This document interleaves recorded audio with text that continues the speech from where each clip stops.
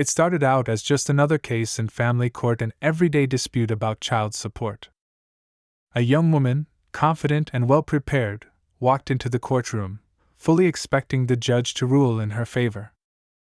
She was adamant that the father of her child had not been fulfilling his obligations and was ready to demand justice. But what unfolded next would leave everyone in the room stunned. The woman's claim seemed straightforward at first glance.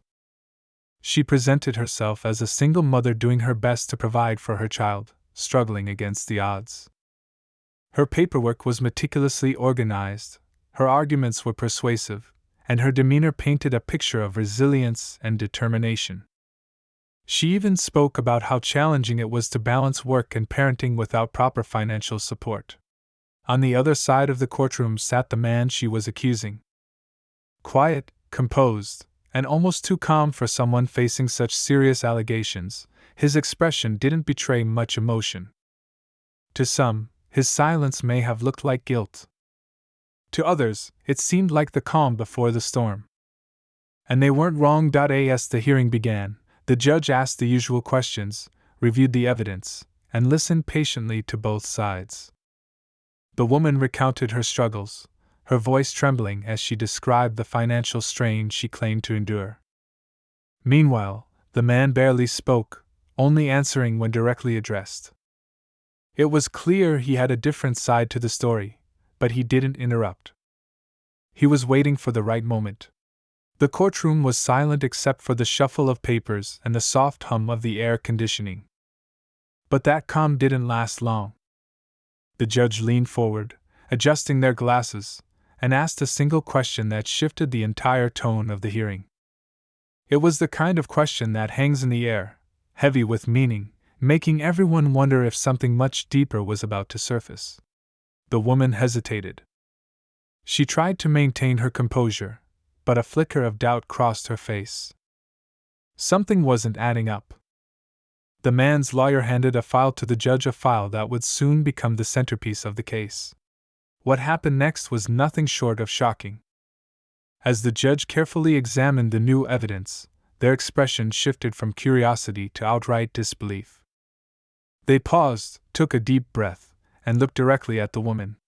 "Are you sure you want to proceed with this case?" the judge asked, their voice calm but firm. The woman froze. Her confidence began to waver, and for the first time, uncertainty clouded her previously assured demeanor. The tension in the room was palpable. Every eye in the courtroom was now fixed on her, waiting to see how she would respond. The judge leaned back, almost as if giving her space to rethink her position. But it wasn't over. Far from it. The man, who had been silent for most of the proceedings, finally spoke. And what he said sent shockwaves through the room. His words revealed a series of truths that no one could have anticipated, truths that completely upended the woman's claims. The evidence, the timing, and the details all came together like pieces of a puzzle, painting a picture so astonishing that even the most experienced court staff were left speechless. And just like that, the woman's carefully constructed case began to crumble. But how did it get to this point? What exactly was uncovered that turned the tables so dramatically? And what would happen to both parties now that the truth was out? Stick around, because the twists and turns in this story are just getting started. The truth behind this lawsuit is far more complex than it seemed at first, and the consequences will be life-changing for everyone involved. The courtroom remained silent as the man's words hung in the air. Everyone waited, almost holding their breath, to hear what would come next. The woman shifted uncomfortably in her seat, her earlier confidence now replaced with visible unease. It was clear she hadn't expected this. Whatever the man was about to reveal, it was something she hadn't planned for, and it was already unraveling her case. The judge glanced at the file again, their expression unreadable. It was obvious they were processing the gravity of what they'd just seen, and everyone else in the room could feel the tension rising. When the man continued, his voice was steady, deliberate, and full of a quiet conviction that commanded attention. "You see, Your Honor," he began, looking directly at the judge, "there's more to this story than what's been said today." He paused, as if weighing his words carefully. It wasn't anger or bitterness driving him, it was something else. Something that hinted at a deeper truth, one he was determined to bring to light. The woman's lawyer tried to interject, but the judge raised a hand to silence them. "Let him speak," the judge said firmly. And so the man did. He began to recount his version of events, painting a picture that was vastly different from the one the woman had described. According to him, he had been there for his child, providing not just financial support but also his time and care. He detailed the payments he'd made, the visits he'd arranged, and the effort he'd put into being a present and responsible father. As he spoke, he referred to documents in the file, a stack of receipts, emails, and even photographs that supported his claims. The evidence wasn't just convincing, it was overwhelming. It showed a pattern of involvement and responsibility that directly contradicted the woman's accusations. But that wasn't the most surprising part. The real twist came when the man revealed something that no one in the courtroom had anticipated. He claimed that not only had he been supporting his child, but he had also discovered discrepancies in the woman's own statements, discrepancies that raised serious questions about her motives. The judge leaned forward, their interest clearly piqued. "What kind of discrepancies?" they asked, their tone measured but curious. The man hesitated for a moment, as if deciding how much to reveal. Then, he took a deep breath and said, "Your Honor, I believe the financial strain she's describing isn't due to my lack of support. It's because she hasn't been truthful about how she's using the funds." A murmur rippled through the courtroom. The woman's face flushed, and she opened her mouth to respond, but the judge motioned for her to stay silent for now. "Let him finish," the judge said. The man continued, explaining how he had noticed inconsistencies in the woman's spending habits. He described seeing social media posts of lavish purchases, expensive vacations, and other signs of a lifestyle that didn't align with the struggles she had described. He even presented screenshots of some of these posts, carefully redacted to protect privacy but clear enough to make his point. The judge examined the evidence closely, their expression growing more serious with each passing moment. Meanwhile, the woman sat stiffly, her hands clasped tightly together.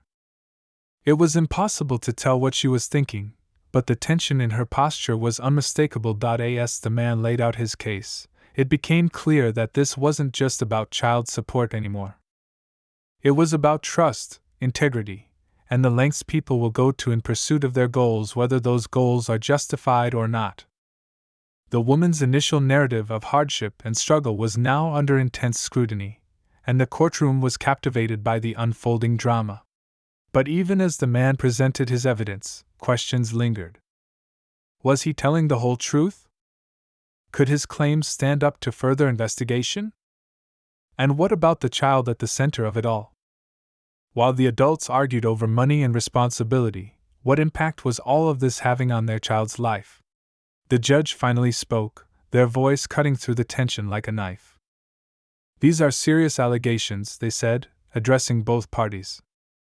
"Before we proceed further, I need to be absolutely certain that the evidence presented here today is accurate and complete." They turned to the woman, who had been silent for most of the man's testimony.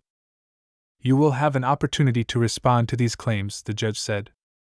"But I want you to think carefully about what you say next. This court values honesty above all else, and any attempt to mislead us will not be taken lightly."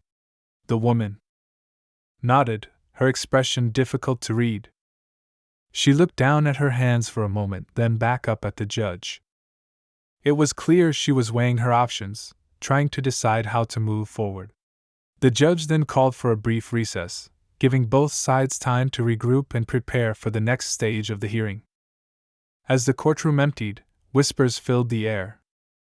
Spectators exchanged theories about what might happen next, their curiosity and excitement barely contained.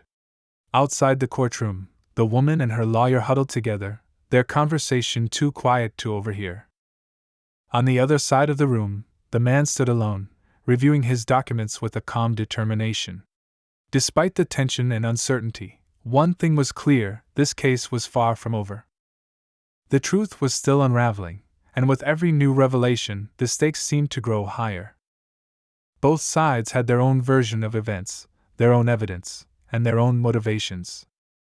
But only one version of the truth could prevail. As the recess ended and everyone returned to their seats, the air was thick with anticipation. The judge called the court back to order and prepared to hear the next round of arguments.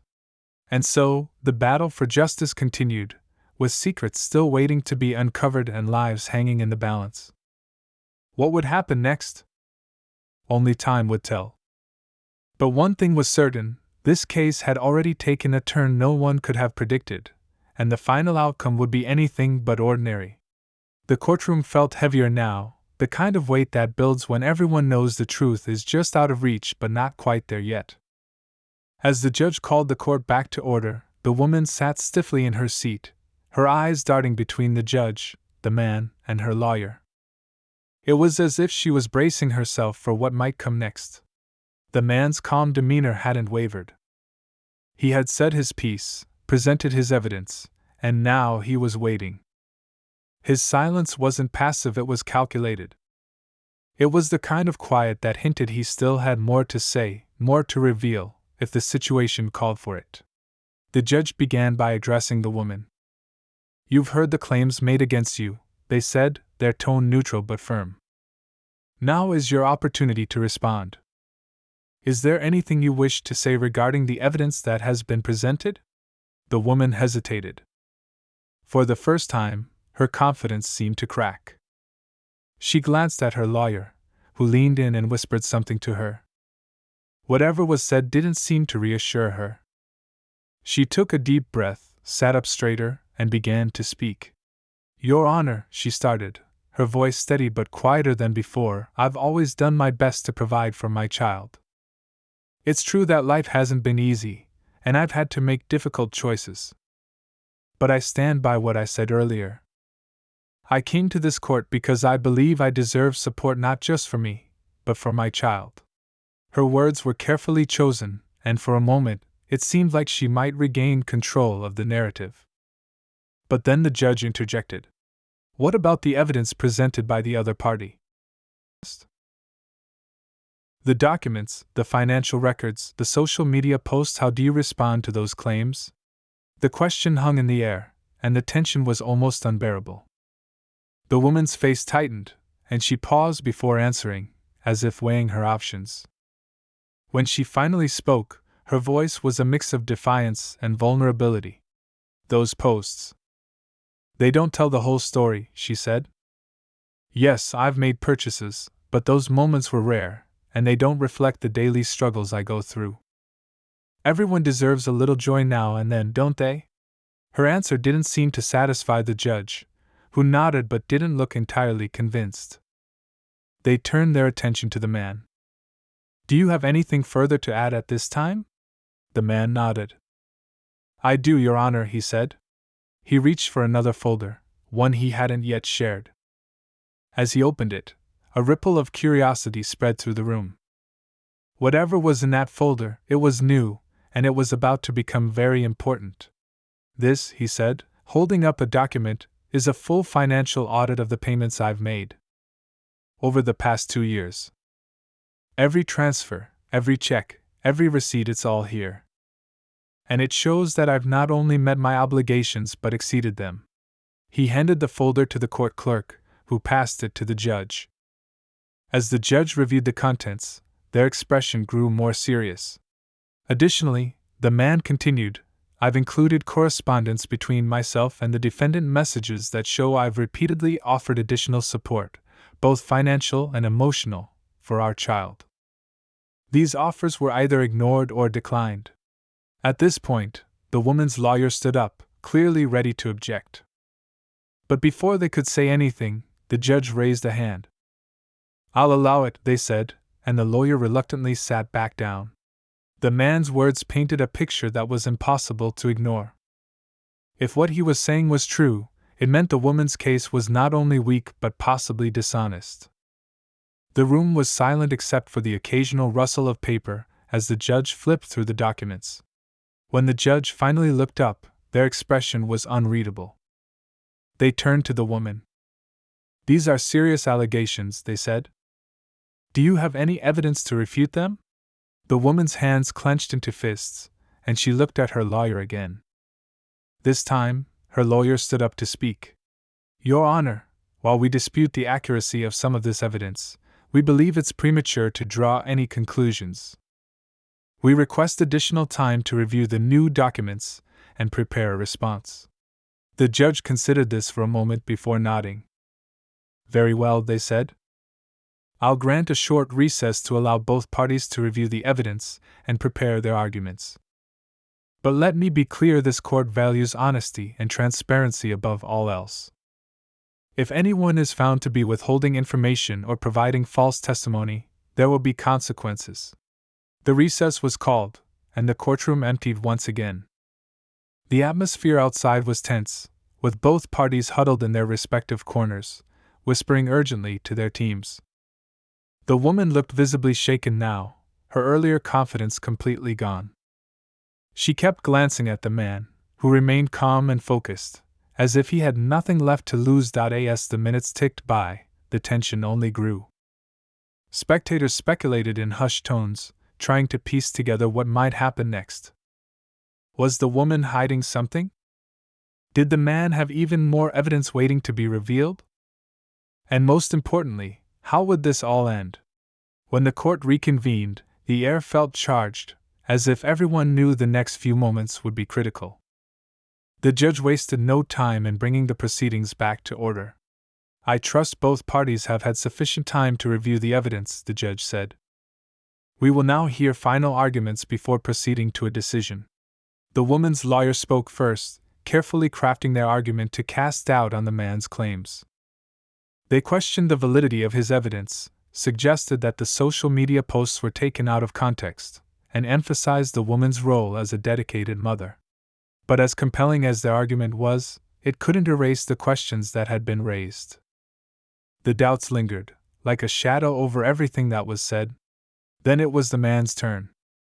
He stood, his posture confident but not arrogant, and addressed the court directly. "Your Honor," he said, "I didn't come here today to attack anyone or to cause harm. I came here because I believe in doing what's right for my child, for myself, and for the truth. Everything I've presented here today is backed by evidence. I stand by my actions and my commitment to being a responsible parent." His words were simple, heartfelt, and powerful. They didn't feel rehearsed or overpolished, they felt real. And that authenticity resonated with everyone in the room. The judge took a long pause, as if letting the weight of the case settle in. They looked at both parties, their expression one of deep consideration. "This has been a complex case," they said finally. "Both sides have presented arguments that deserve careful consideration. But before I make a ruling, I have one final question for each of you." The judge's gaze landed on the woman. "First, do you believe you've been entirely honest with this court?" The room was silent as everyone waited for her answer. And then, the judge turned to the man, their next question ready to deliver the final twist in this unfolding drama. The judge's question lingered in the air, an invitation for honesty but also a challenge. The woman hesitated, her expression flickering between defiance and something more vulnerable, regret, perhaps. Her lawyer shifted uncomfortably beside her, clearly unsure of what she might say. Finally, the woman spoke. "Your Honor," she began, her voice trembling slightly, "I've told the truth about my struggles. But I may have left out some details." A ripple of murmurs moved through the courtroom, quickly silenced by the judge's sharp gaze. The woman's admission, while not a full confession, hinted at cracks in her story, and everyone seemed to sense that something bigger was about to unfold. "What kind of details?" the judge asked, their tone firm but not unkind. The woman swallowed hard, her eyes darting to her lawyer, then to the man across the courtroom. I did use some of the money for things that weren't directly related to my child," she admitted. "But it wasn't out of selfishness. It was because I was overwhelmed and didn't know what else to do."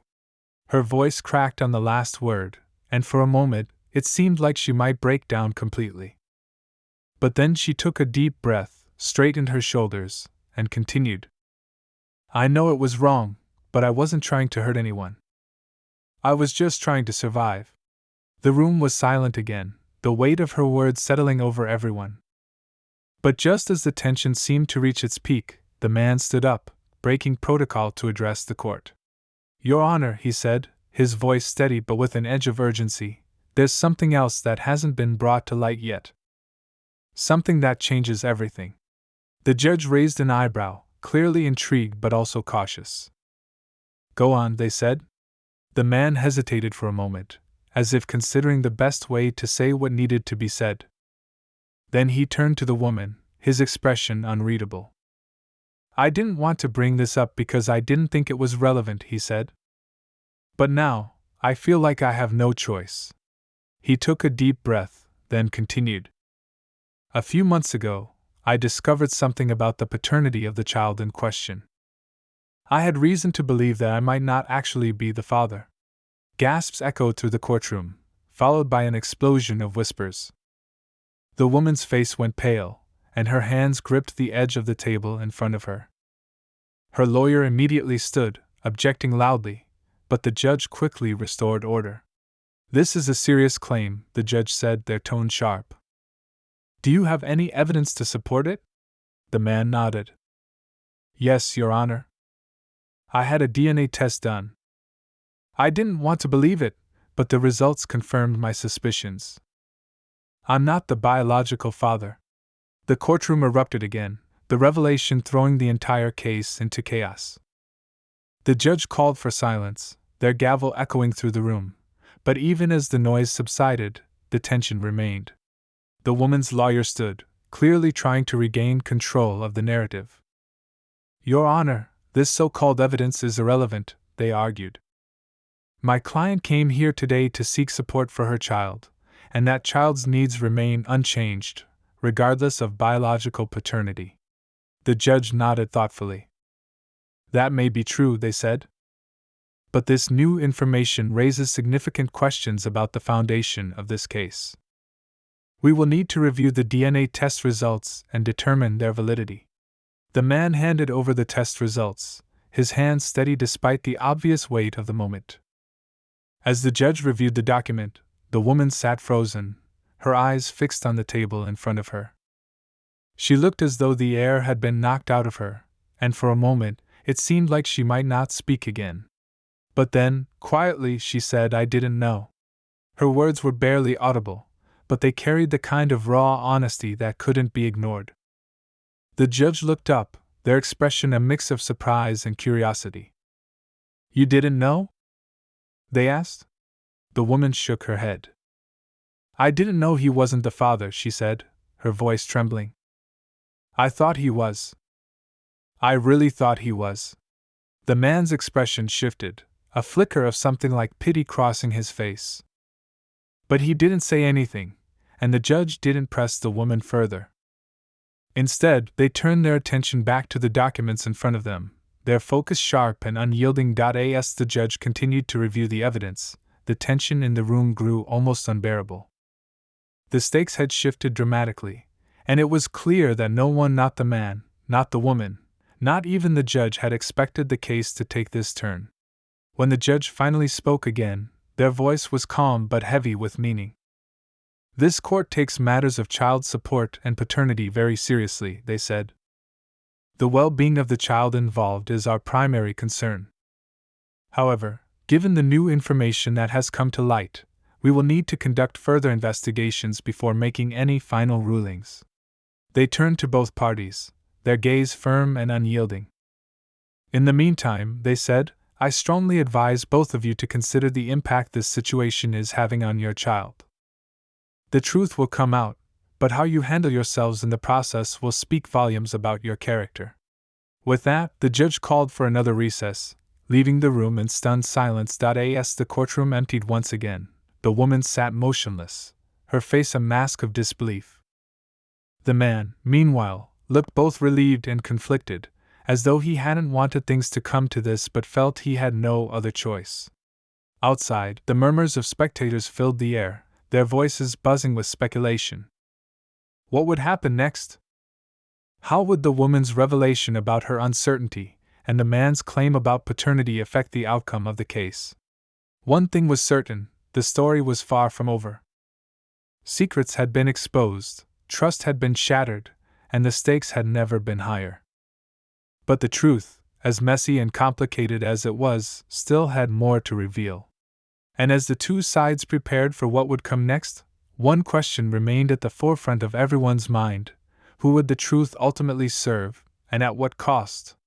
The courtroom reconvened, and the air was electric with anticipation.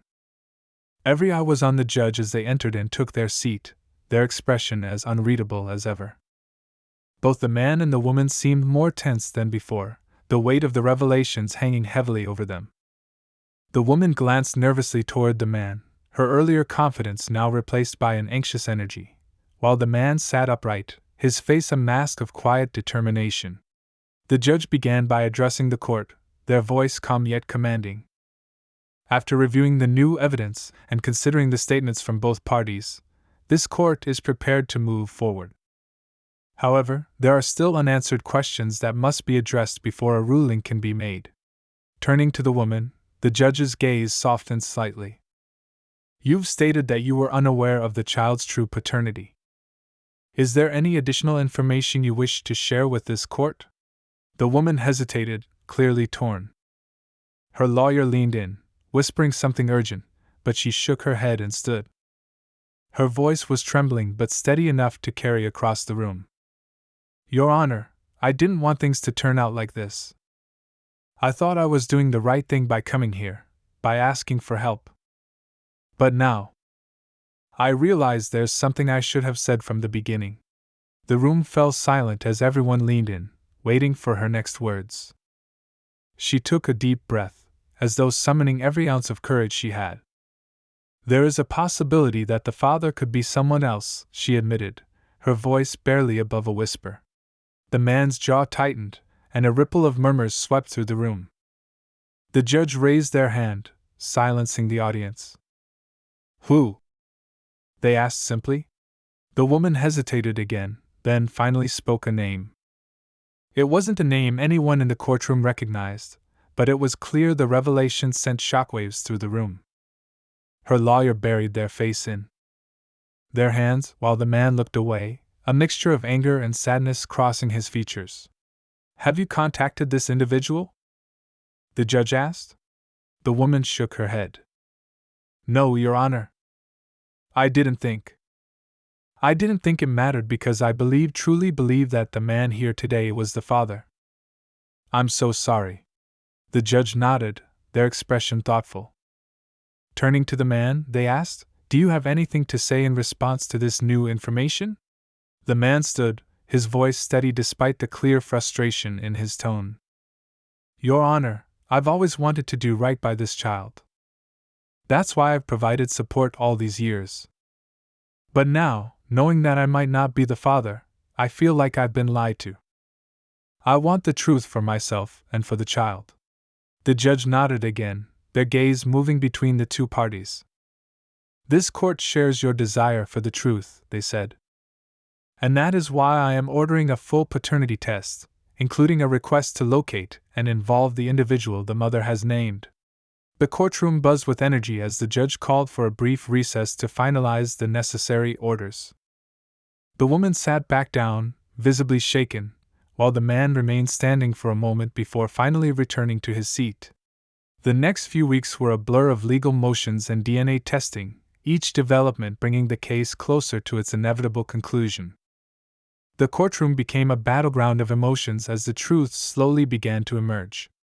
When the results finally came in, the tension was palpable. Both the man and the woman sat on opposite sides of the courtroom, their faces etched with worry and anticipation.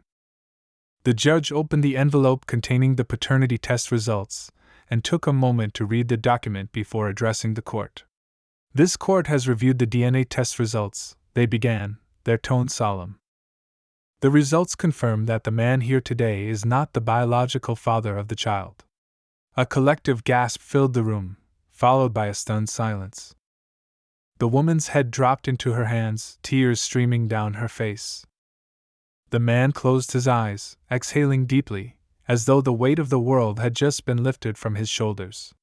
But then, the judge continued. However, they said, their voice cutting through the silence like a blade, this court also acknowledges that the man has provided significant financial and emotional support for the child over the years. This cannot be ignored. The judge turned to the woman. You have knowingly or unknowingly misrepresented the paternity of your child, which has had serious consequences for everyone involved. While this court sympathizes with your situation, it is imperative that the child's well-being remains our top priority. Turning to the man, the judge's tone softened. You have gone above and beyond in fulfilling your responsibilities, even under difficult circumstances. While you are not the biological father, your role in this child's life has been significant.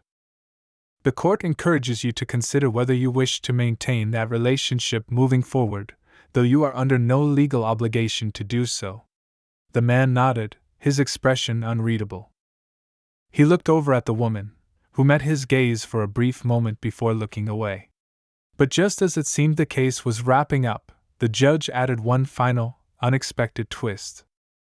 There is one more matter to address, they said. During the course of this case, the court uncovered additional financial discrepancies in the mother's records. These discrepancies suggest that funds intended for the child may have been used for personal expenses unrelated to their care. This will require further investigation and may result in additional legal action. The courtroom erupted once again, the shock of the judge's words sending ripples through the audience. The woman's face turned pale, her earlier tears replaced by a look of sheer panic. Her lawyer quickly stood, requesting a private conference, but the damage had already been done. As the proceedings concluded, the man stood up and walked out of the courtroom, his steps purposeful and his expression resolute. The woman remained seated, her head bowed, as the reality of her situation began to sink in. Outside the courthouse, the man paused, taking a deep breath as the cool air hit his face. He had come here seeking justice, and while the outcome was far from what he had expected, he felt a sense of closure. The truth, though painful, had finally come to light. And yet, as he walked away, a lingering question remained: what would become of the child caught in the middle of this tangled web of lies and mistakes? The story wasn't over, not for the woman, not for the man, and certainly not for the child. But for now, the truth had been revealed, and the first steps toward healing had been taken. In the days following the dramatic conclusion of the court case, both the man and the woman found themselves navigating the aftermath of revelations that had upended their lives. The weight of the truth was heavy, but it also brought clarity, a kind of forced reckoning that neither of them could avoid. For the man, the court's acknowledgement of his role in the child's life left him with a decision he hadn't fully prepared for. He had spent years believing he was the father, loving the child unconditionally, and building memories that now felt bittersweet. Though he was relieved to be freed from legal obligations that were built on a foundation of misunderstanding, he couldn't shake the question of what his departure would mean for the child. A week after the hearing, he sat in his living room, surrounded by photos and mementos of their time together. Birthday cards, art projects, and countless snapshots of smiles and milestones were scattered on the coffee table. He knew he needed to talk to the child not as a parent but as someone who had cared deeply and still did. When the meeting finally happened, it was a quiet moment, free from the chaos of lawyers and courtrooms. Sitting across from the child, he chose his words carefully, explaining in the simplest terms that while things had changed, his feelings hadn't. "No matter what," he said gently, "I will always care about you. That doesn't go away." The child nodded, their small face thoughtful. "So, you're still going to be my friend?" His heart ached at the innocence of the question, but he managed a smile. "Always," he replied. Meanwhile, the woman found herself facing a very different set of challenges. The court's mention of financial discrepancies had sparked an investigation that threatened to unravel the fragile stability she had worked so hard to maintain. She felt overwhelmed, but more than that, she felt ashamed not just for the mistakes she had made but for the way her actions had impacted others, especially her child. The days were long and filled with difficult conversations. She reached out to the man, apologizing once again and asking for his understanding. To her surprise, he didn't lash out or reject her. Instead, he offered her a quiet piece of advice: focus on what you can do right from here on out. For the child's sake. His words stayed with her, guiding her through the difficult choices she had to make. She began attending financial counseling and worked on rebuilding trust with those she had hurt. It was a slow, humbling process. But it gave her a sense of purpose she hadn't felt in years. As for the child, they continued to navigate the changes in their life with a resilience that only a child could muster. Though they didn't fully understand the complexities of the situation, they knew that the people around them cared deeply. Their mother was there, present and more engaged than ever, and the man they had once called Dad still checked in, showing up for soccer games and school plays. In the end, the relationship between the man and the woman evolved into something new, neither friends nor strangers, but something in between. They worked together to create a stable environment for the child, setting aside their personal grievances for the greater good. The final resolution wasn't perfect, life rarely is. But it was honest. The child grew up knowing the truth but also knowing they were loved. The man moved forward, carrying the lessons he had learned with him, while the woman worked hard to rebuild her life, proving to herself and others that she could overcome her mistakes. Years later, on a quiet afternoon, the three of them crossed paths at a community event. The child, now a teenager, waved enthusiastically as they approached. For a brief moment, the past and present seemed to converge, and in that moment there was peace. The story had come full circle, not in a dramatic or grandiose way but in a way that felt real. The truth had been messy and painful, but it had also been a catalyst for growth, understanding, and change. As they parted ways that day, the man, the woman, and the child each carried with them the knowledge that while life didn't always unfold the way they planned, it was their choices, both good and bad, that had shaped the journey. And in the end, that was enough. The story of a lawsuit that started with anger and betrayal ended with something unexpected: forgiveness, growth, and a reminder of the importance of truth, no matter how difficult it may be to face. It wasn't a fairy tale, but it was real, and sometimes, that's the most powerful kind of story there is. With that, their paths diverged once again, each of them continuing their own story but forever connected by the chapter they had shared.